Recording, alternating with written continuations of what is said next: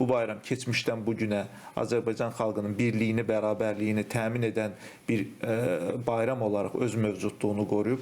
O bayramların bir digər xüsusiyyəti də ictimai barışığı təmin eləməkdir Vüsal müəllim, ictimai barışıq.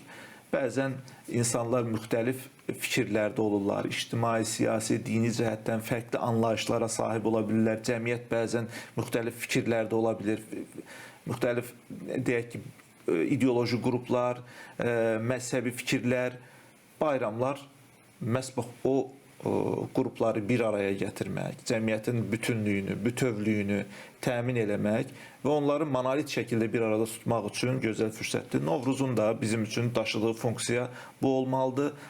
Novruza bu gözlə baxmaq lazımdır. Ona hər hansı bir dini, yad gözlə baxıb, keçmişdə müəyyən tarixi şərtlərdə alimlərin verdiyi fətvaların kölgəsində baxmaq doğru deyil və bu eyni zamanda İslamı da nəzərdən salan bir yanaşmadır.